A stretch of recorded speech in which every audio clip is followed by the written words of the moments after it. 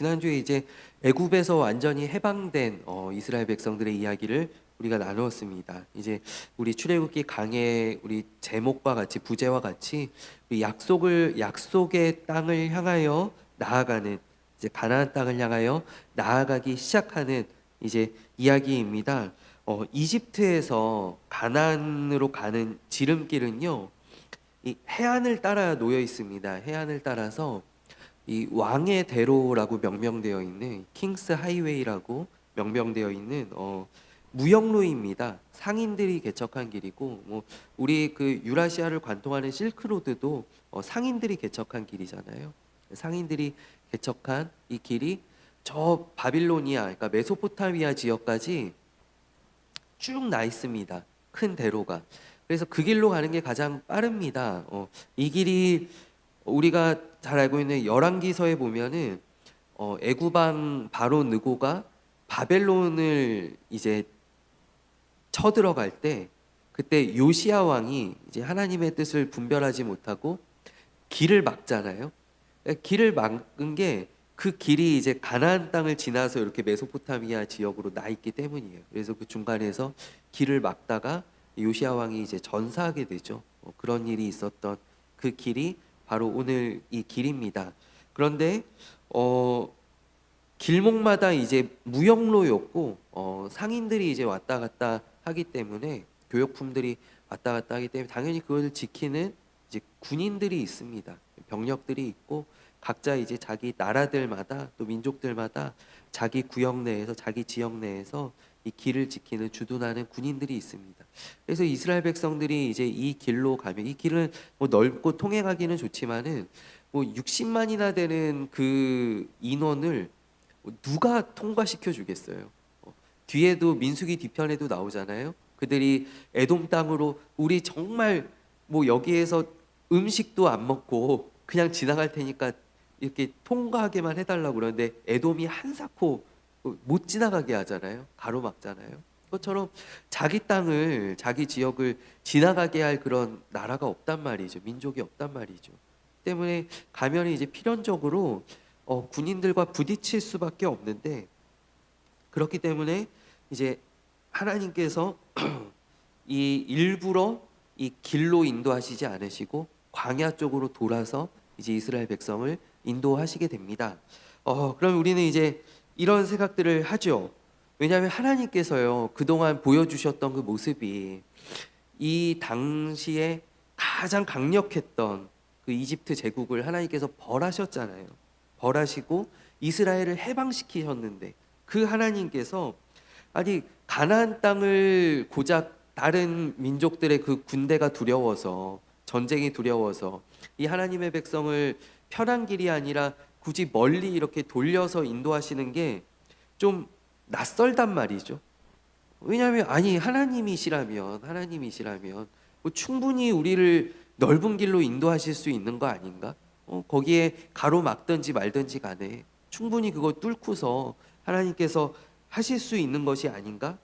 근데 이것이요, 오늘 말씀을 우리가 잘 상고해 보면 하나님의 능력 부족이 아니다라는 것이죠.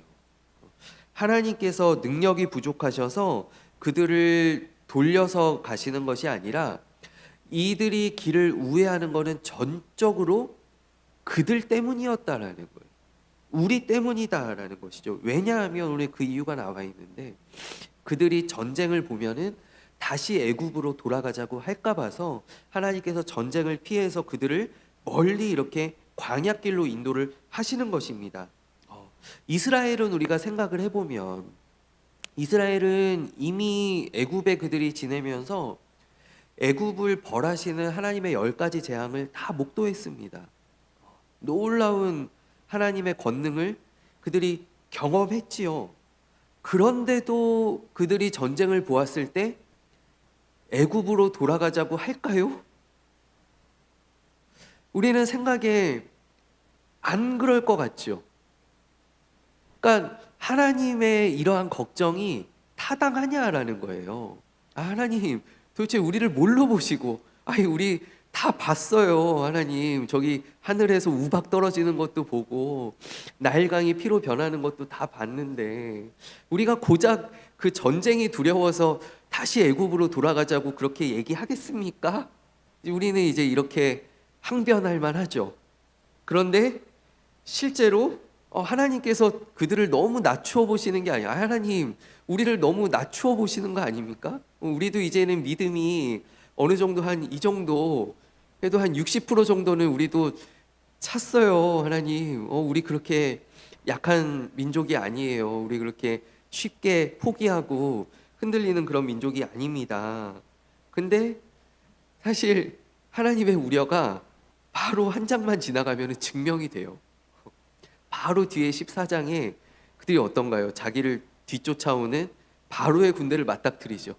바로의 군대를 맞닥뜨리자마자 이 이스라엘 백성들이 어떻게 합니까?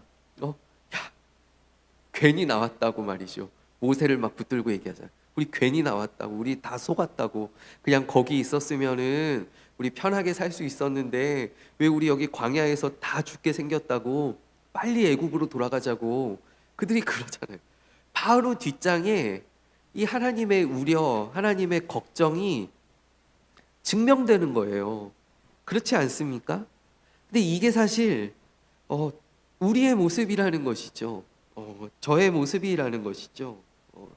그들이 430년 동안 애굽에서 생활을 합니다. 그렇다라는 것은 그들이 알고 있는 세상의 전부가 애굽이다라는 거예요. 그러한 그들이 이제 자유를 얻었어요. 해방되었어요. 그리고 이 자유를 누리는 것 자체가 사실 쉽지 않다라는 거예요. 돌아가는 것이 가장 쉬운 선택이다라는 것이죠.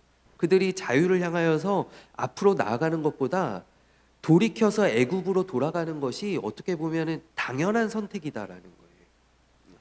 우리가 잘 아마 한 번쯤 보셨을 그 쇼생크 탈출이라는 영화가, 너무 옛날 영화죠. 이제는 거의 고전이 된 쇼생크 탈출, 이제 보면은요, 거기에 어떤 사람이 나오냐면은 브룩스라고 하는 죄수가 등장합니다. 혹시 굉장히 그 나이가 많고요, 좀 젠틀한 그런 죄수였어요.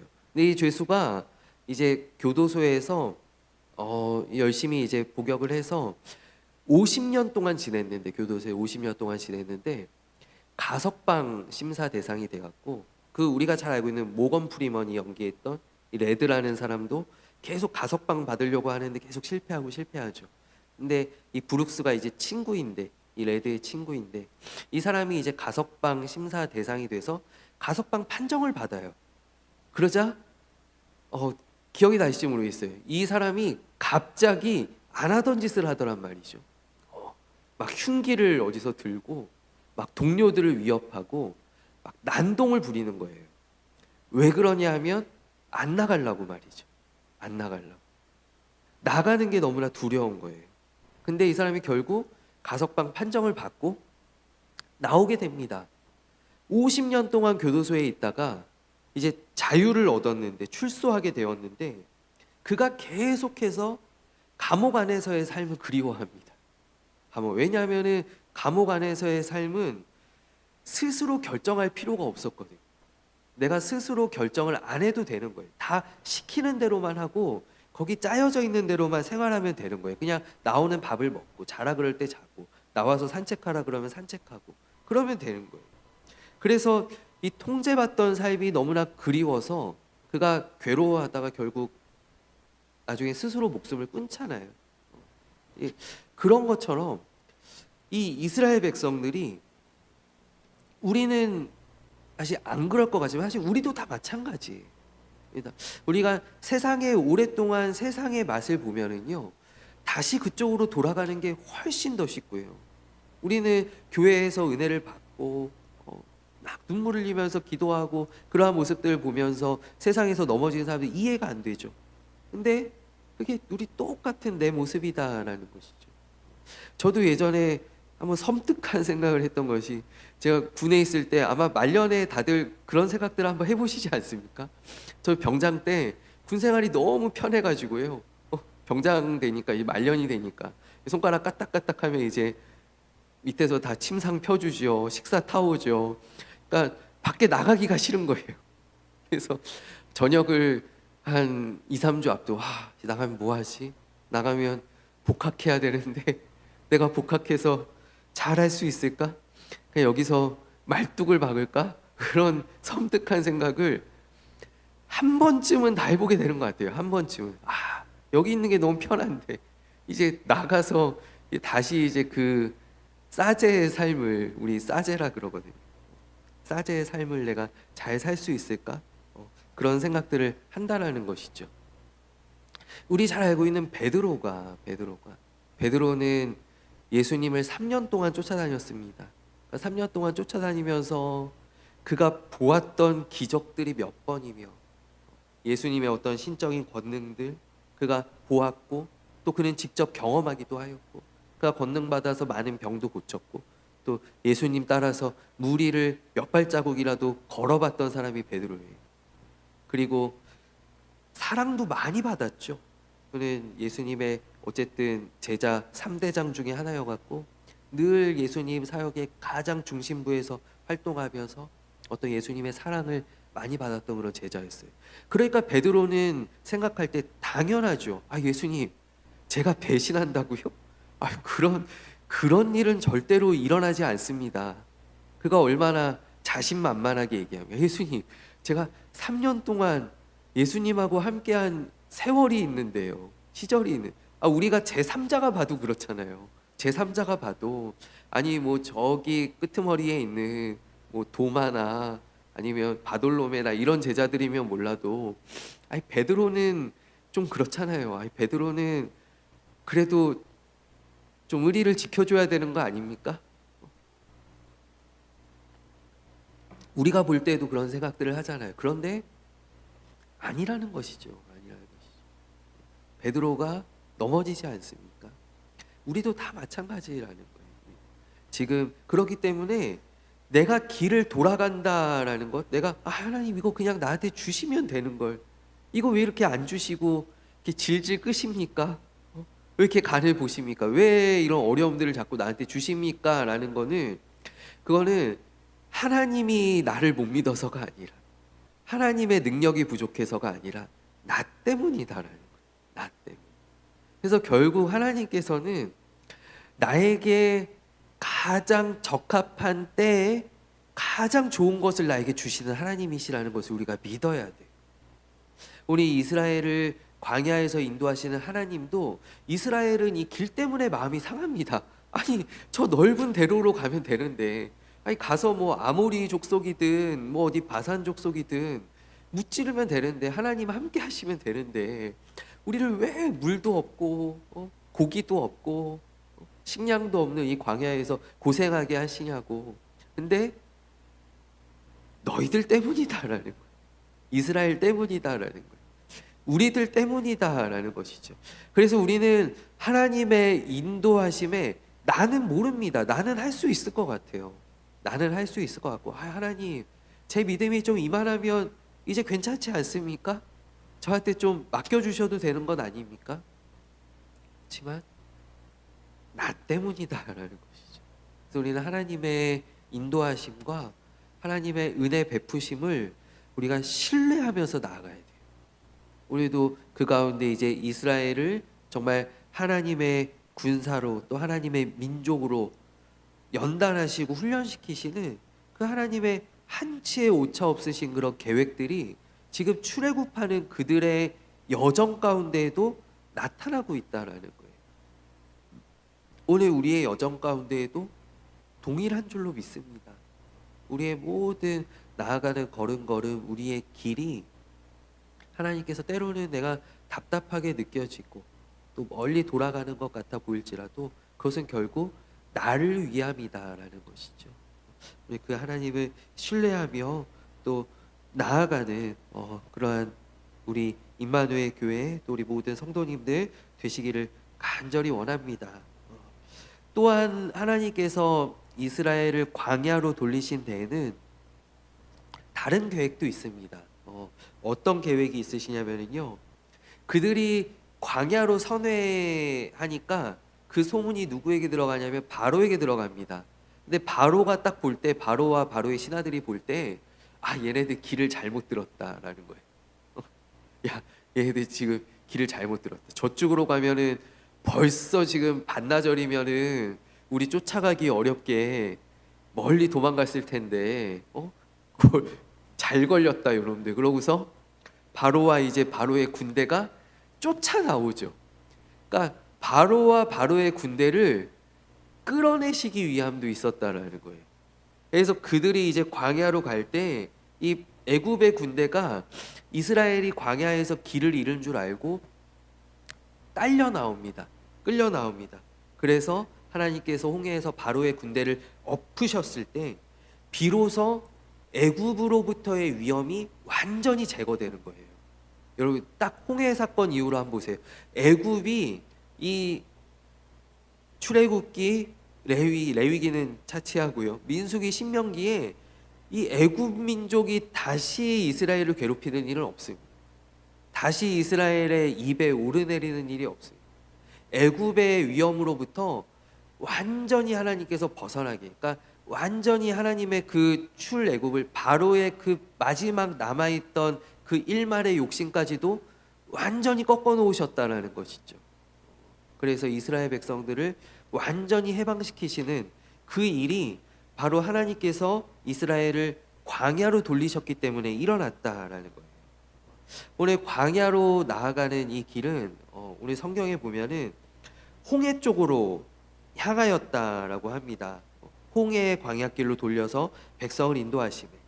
근데 문제는 지금까지도 아마 영원토록 풀리지 않을 거예요. 홍해가 어디냐는 것이죠. 홍해가 어디냐? 이 지금까지도 계속 논쟁이 되어 왔고 이스라엘의 여정 가운데 어디를 건넜냐, 어디를 건넜냐. 그래서 어떤 뭐 학자들은 진짜 바다를 건넌 게 아니다라고 주장하는 사람들도 있어요. 그냥 이름이 그런 거지 그런 땅을 그냥 지나갔다 이런 사람들도 있는데 홍해가 어디냐는 것이 문제예요. 그리고 또 히브리어 그대로 이 홍해라는 단어를 직역을 하면은 갈대 바다입니다. 갈대 바다. 그래서 갈대 바다인데 제가 신대원에 처음 갔을 때 저는 이제 거기서 처음 들었었는데 교수님들이 이제 뭐 성서 비평 이런 거 이제 가르치신다고 그때도 이렇게 약간 예전에 공부하셨던 교수님들은 조금 자유주의 약간 물들어 계신 분들이 있었어요. 그래서 이제 얘기하시는 게 뭐냐면 홍해로 번역된 게 잘못됐다는 거예요. 홍해라고 하니까 우리가 지금 페르시아만을 보면은 홍해라는 지명이 있잖아요. 홍해라는 요 페르시아만 요 깊이 들어와 있는 쪽에 홍해 바다가 있습니다. 그러니까 이제 한국 교회 교인들이 이렇게 보면은 야, 이 바다를 보면서 야, 하나님이 이렇게 넓은 바다를 가르셔서 그래서 이렇게 다 지나갔구나. 이렇게 이제 착각을 한다는 거예요. 그래서 히브리어로 보면은 갈대 바다인데 갈대 바다는 저기 뭐 히브리에서 아니 요 애굽에서 요 이제 광야 이렇게 들어가는 그 초입 부분에 있는 뭐 아주 작은 호수 비스무리한 거라는 거예요.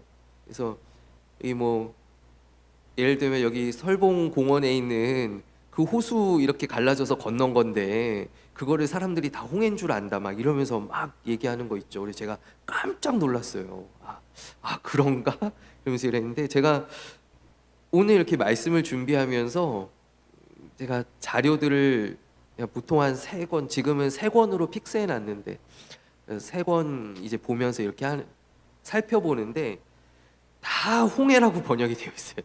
우리나라가 그런 게 아니라 그 갈대 바다가 번역을 하면은 홍해래요. 홍해. 히브리어 갈대 바다. 그래서 그 우리가 잘 알고 있는 제일 오래된 번역본 70인역에도 이 갈대 바다가 홍해라고 번역이 되어 있고 70인역을 또 번역한 우리 중세 때 쓰던 성경 불가타 라틴어 성경도 홍해라고 번역이 되어 있단 말이에요. 그러니까 이 홍해라고 번역된 게 맞는데 괜히 우리나라 사람들이 그 넓은 바다 아니고 좁은 호수라고 막 이러면서 막 그런 거 있죠. 제가 오늘 공부하면서 조금 화가 났었어요. 제가 그동안 속았네하는 그런 느낌이 들면서. 근데 하나님께서 바다를 가르신 건 맞는데, 그러니까 이스라엘 역사 가운데에도 그들이 계속 수천 년 동안 노래하는 것이 무엇이냐면, 우리 하나님은 바다를 가르신 하나님, 말과 그 탄자를 바다 가운데서 엎으신 하나님, 그 하나님을 그들이 수천 년 동안 노래하고 또 기억하고 있는데, 이 문제는 이제 그 바다를 건넌 지점을 특정하기가 좀 어렵다라는 것이죠. 그래서 지금은 이제 그냥 대강 그래도 가장 좁은, 폭이 좁은 저기 수에즈 운하가 나 있는 그쪽으로 건넌 게 아닌가라고 많이 추정은 하지만, 그러나 확실한 것은 아닙니다. 그런데 중요한 것은 하나님께서 바다를 가르셨고, 바다를 마른 땅처럼 이스라엘 백성을 건너게 하셨고, 또 그 가운데에서 애굽의 군대들을 엎으셨다라는 것이죠. 그것이 정답입니다. 수에즈가 유력하지만, 그러나 또 모른다는 것이 또 정답이고요. 그래서 어쨌든 홍해 쪽으로 이제 하나님께서 인도를 하십니다. 그래서 이제 앞에 이제 바다가 막혀 있는 그런 진퇴양난의 상황을 이제 이스라엘이 맞이하게 되지요. 그리고 또 이제 이어서 나오는 이야기가 요셉의 유언대로 요셉의 유고를 가지고 나옵니다. 요셉이 그가 죽을 때 유언하기를 그의 자손들과 약조한 것이 이제 이스라엘의 출애굽을 통해서 400년 만에 실행된 거예요. 400년 만에 실현이 되었고, 또 이와 동시에 아브라함에게 주셨던 약속도 성취되었어요.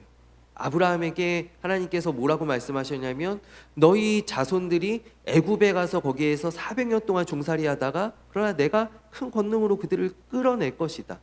그들을 데리고 나올 것이다. 그래서 지금 네가 보고 있는 이 동서남북의 이 땅을 너의 자손들에게 줄 것이다 라고 하나님이 약속하셨던 그 약속이 이제 이루어지는 그 상징적인 이미지가 요셉의 유고를 들고 나온다라는 것이죠. 이제는 애굽과 이 히브리인들과는 완전히 끊어지는 거예요. 완전히 끊어지고, 그들은 이제 하나님께서 아브라함에게 약속하셨던 그 약속의 땅으로 이제 요셉의 유고를 들고 나아가는 것이죠. 이들이 에담에 이제 장막을 치게 되는데, 이 에담은 광야의 끝입니다. 번역하면 광야의 끝. 그러나 이스라엘 백성들에게는 이제 광야로 들어가는 광야의 출발점이죠. 광야와 애굽 땅의 딱 경계이고, 이제 여기를 이제 지나가게 되면 이제 그들이 이제 광야 생활을 이제 시작하게 되는 것입니다. 오늘 마지막으로 우리가 잘 알고 있는 불기둥, 구름기둥으로 하나님께서 이스라엘을 지켜주셔요. 구름기둥과 불기둥, 하나님의 함께하심을 상징하는데, 광야가 우리가 알고 있는 것처럼 낮에는 거의 기온이 50도에 육박하고, 50도에 육박하고, 그리고 밤에는 영하로 떨어집니다. 영하로. 저도 이스라엘 제가 한 달 있어 봤는데요. 반팔도 있어요. 반팔 뭐 나시 같은 것도 있어야 되고, 또 두꺼운 패딩도 있어야 돼요. 밤에는 너무 춥고, 또 낮에는 너무 덥고, 돌아다닐 수 없을 정도로 12시만 되면은 다 하루 일과가 12시에 끝나요. 그리고 12시부터는 다 낮잠 자는 거예요. 돌아다닐 수가 없어요. 너무 더워서. 그런 광야 가운데 하나님께서 낮에는 구름 기둥으로, 또 밤에는 불 기둥으로 지켜주십니다. 그렇다라는 것은 24시간 하나님께서 함께 하신다라는 거예요. 이스라엘과 함께 하시는 그것을 가시적인 보여지는 것이죠. 하나님의 함께 하심이, 하나님의 임재가 보여지는 것이 바로 이 구름 기둥과 불 기둥이다라는 것입니다. 하나님께서 이스라엘은요, 전통적으로 이 구름 기둥, 불 기둥을 어떻게 이해하냐면요, 이스라엘이 갖고 있는 이미지는 하나의 기둥이에요. 하나의 기둥. 하나의 기둥인데 위에는 불이 있고요, 아래에는 구름이 있습니다. 그래서 구름 기둥과 불 기둥이 합쳐진 이 하나의 기둥으로 이스라엘은 보통 이해를 합니다. 뒤에 보면은 14장 24절 말씀에 새벽에 여호와께서 불과 구름 기둥, 근데 이게 불구름 기둥이거든요. 불구름 기둥. 그러니까 이 기둥이 하나로 그들은 인식을 하는 거예요. 그래서 그렇게 쭉 그들이 가지고 있는 구름 기둥, 불 기둥의 상상도는 늘 하나의 기둥으로 여겼었다라는 거. 그리고 이 구름 기둥, 불 기둥으로 이제 이스라엘에게 임재하신 하나님 우리가 생각해 볼 때 이 출애굽기를 보면은요. 처음에 모세에게 400년 동안 사실 하나님께서 하나님의 말씀도 끊어지고 어떤 하나님의 역사하심도 끊어지고 이 400년 동안에 사실은 긴 암흑기가 있었죠. 이스라엘 백성들에게 그들이 처음에는 요셉의 자손으로 우대받았었지만 그러나 점점 뭐 그들의 인구가 많아지면서 그들이 노예로 이렇게 종속되게 되고 노예 생활하는 그 모든 기간 가운데 하나님의 어떤 나타나심이 사라집니다. 그러다가 하나님께서 처음 나타나신 때가 언제냐면 모세에게 나타나신 때입니다. 모세에게 어떻게 나타나셨는가? 우리는 그 이미지가 떠오르시죠. 바로 타지 않는 불 가운데서 모세에게 나타나십니다. 불 가운데서 모세에게 처음으로 나타나셨고, 그리고 오늘 말씀에 보면 구름 기둥과 불 기둥으로, 그러니까 불 기둥으로 이스라엘에게 나타나셨는데 이제 하나님의 백성에게 어떻게 보면 하나님께서 한 걸음 더 다가오셨다라는 것이죠. 한 걸음 더 내려오셨다라는 거예요.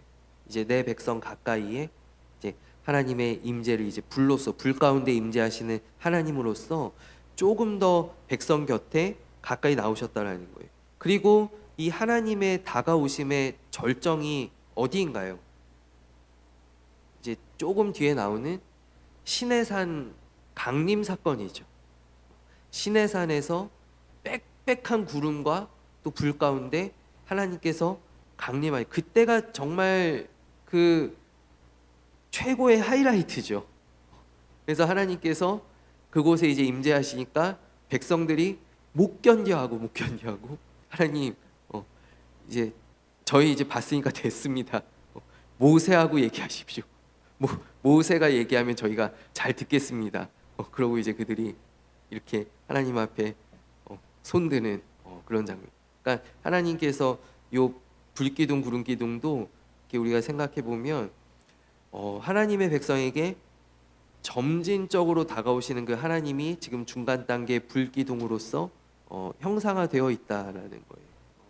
오늘 우리 가운데에도 이러한 불과 같은 하나님의 임재가 우리의 삶 가운데 가까이 우리를 밤이나 낮이나 또 지켜 보호하여 주시고 또 우리와 함께 하시는 그런 하나님의 도우심 또 하나님의 역사하심이 우리 사랑하는 임마누엘 교회 우리 모든 교우님들 삶 가운데 넘쳐나기를 간절히 원합니다. 우리는 주님을 늘 배반하나 주 널 위해 비네 주 널 위해 비네 주 널 위해 비네 늘 비시네 늘 기도하시네. 우리를 위해서 늘 기도하시고 우리를 안전한 길 때로는 우리 다윗의 고백처럼 사망의 음침한 골짜기를 지날지라도 다윗은 무엇입니까? 신뢰하잖아요. 하나님 왜 이게 도대체 뭡니까? 왜 갑자기 이런 게 튀어나오는 거죠? 다윗이 이렇게 반문하는 것이 아니라 다윗이 그 지나갈 때 나를 인도하시는 하나님을 신뢰합니다.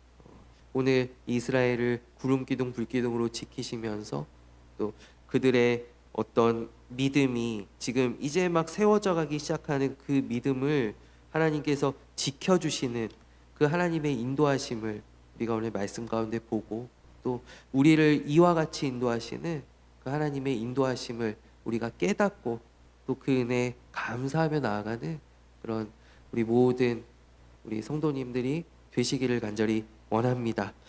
제가 더 말을 못하겠어요. 기도하고 축도하고 마치겠습니다. 하나님 아버지, 오늘 이스라엘 백성을 크고 넓은 대로가 아닌 광야길로 인도하시는 것은 하나님의 능력이 부족함이 아니요 우리를 사랑하시고 우리를 보호하시는 아버지 하나님의 따뜻한 인도하심임을 우리가 말씀 가운데 또 만나게 됩니다. 하나님, 우리의 삶 가운데 이런 일들을 얼마나 많이 경험하는지요. 때로는 우리가 바라는 대로 되지 않고 우리 멀리 돌아갈 때가 종종 있습니다. 그러나 그 가운데 나를 인도하시고 나에게 좋은 것을 주시는 하나님을 신뢰하는 믿음으로 나아가게 하여 주옵시고, 아버지, 우리로 저 약속의 땅에 들어가게 하시는 그 하나님의 인도하심, 또 하나님의 역사가 아버지 우리의 삶에, 또 우리 사랑하는 임마누엘 교회 위에 능력으로 나타나게 하여 주시옵소서. 오늘 이제 예배 마치고 또 돌아갑니다. 하나님께서 발걸음마다 지켜 동행하여 주시고 아버지 한 주 또 믿음으로 승리하게 하여 주시오며, 하나님 이번 금요일에 또 집회 있습니다. 우리 최선을 다하여서 또 우리 참석하게 하시고 또 전하게 하시고 아버지 우리 놀라운 하나님의 일들을 보게 되는 아버지 귀한 은혜의 밤이 되게 하여 주시옵소서. 오늘 또 온라인으로 예배하는 우리 모든 또 주님의 백성들 위에도 하나님께서 동일한 은혜로서 함께하여 주시기를 원하옵고 살아계신 예수 그리스도의 이름으로 기도하옵나이다. 아멘.